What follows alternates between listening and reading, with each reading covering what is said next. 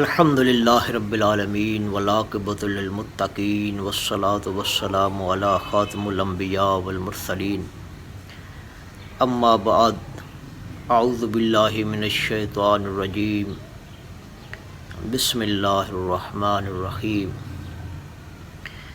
یا ایہا الذین آمنوا اتقوا اللہ حق تقاتہ ولا تموتن الا وانتم مسلمون صدق اللہ العظیم رب اشرح لی صدری ویسر لی امری واحلل عقدۃ من لسانی یفقہوا قولی اللہم ارنا الحق حقا وارزقنا اتباعہ وارنا الباطل باطلا وارزقنا اجتنابہ آمین۔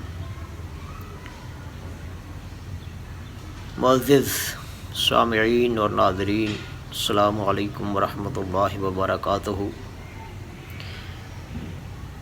ڈاکٹر محمد عبدالحق آپ سے مخاطب ہوں۔ دی میسج آف ہولی قرآن یہ ایک ایسا چینل ہے جو انشاءاللہ تعالیٰ آپ کی زندگی کو تبدیل کر دے گا۔ اس کی بہت بڑی وجہ یہ ہے کہ کتاب مقدس کتاب اللہ ہے، اللہ کی کتاب، اللہ کا کلام ہے۔ پوری کائنات اللہ تعالیٰ کا ورک ہے، اور کتاب مقدس قرآن مجید اللہ تعالیٰ کا کلام ہے، اللہ تعالیٰ کا ورڈز ہے۔ The words of Allah subhanahu wa ta'ala and the universe is the work of Allah subhanahu wa ta'ala۔ تو ان دونوں کے اندر ایک ہم آہنگی ہے۔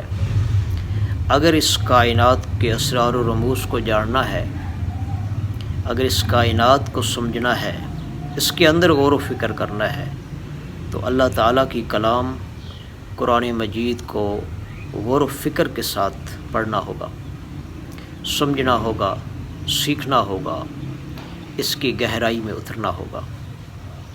قرآن کی سطح پر ہدایت مکمل موجود ہے۔